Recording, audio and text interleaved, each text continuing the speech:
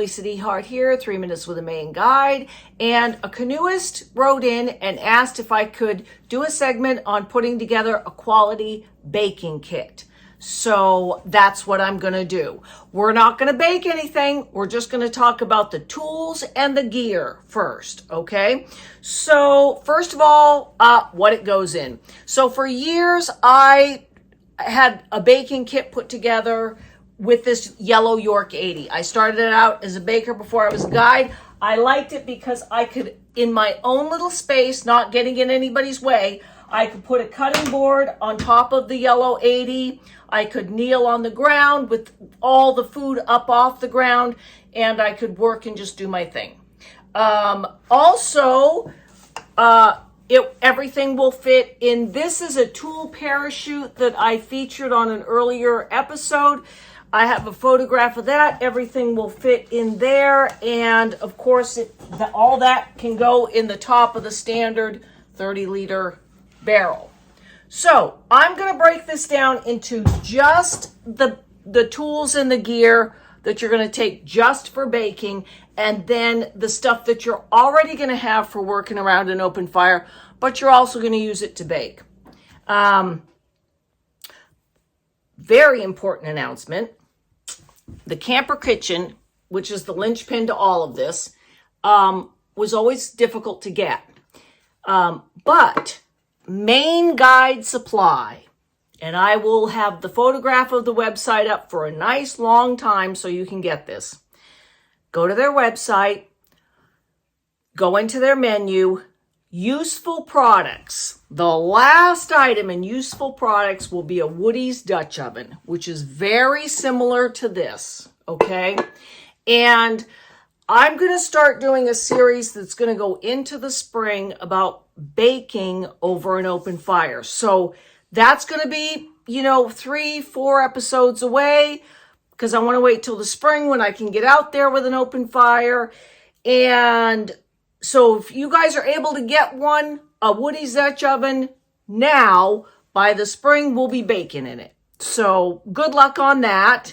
And let's get started. So standard baking stuff that I always take. I always take cinnamon and sugar. I always take rolling flour. I always take powdered milk. These are usually full. They're not because it's winter. Parchment paper, which works exactly the same over an open fire. And also, if you're not too rough with it, you can reuse it.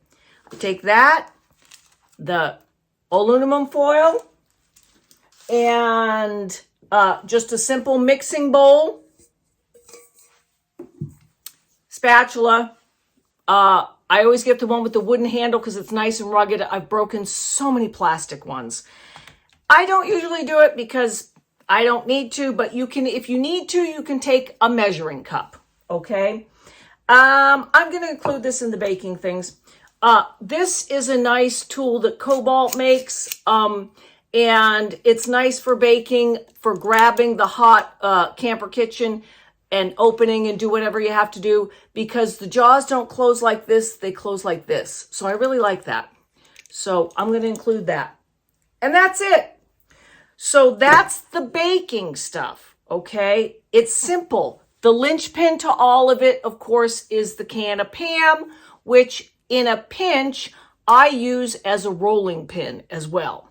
So Pam goes in the bottom of that, or whatever you do, sugar burns.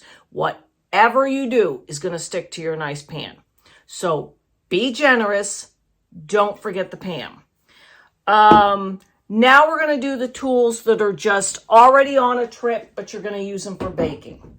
And in those, I'm going to include the surgical tube bellows that you've seen before in 3 Minutes with a Maine Guide, because it's so great. It's just surgical tubing. This was a plastic pen top, and it's a wonderful bellows that takes up no room. I'm going to include the fireplace gloves. These always go on a trip with me to bake over an open fire, to cook over an open fire, to do whatever you're going to do. These are stock in the kit, but especially you'll use them for baking. And then this is a coal shovel, okay? This doesn't go anywhere near a cat hole. This is only for coals and scooping that and getting it on top of the camper kitchen so you can bake. So that is, and the cutting board, that's pretty much it. It's pretty simple as far as the tools of the trade. I'm going to do a part 2 on the techniques for cooking for baking on a fire. And then we're going to put together some nice mixes. The reason why this kit is so scaled down is because baked goods are the ultimate dried food on a canoe trip. Only nothing rehydrates to the magic that comes from baking on a river.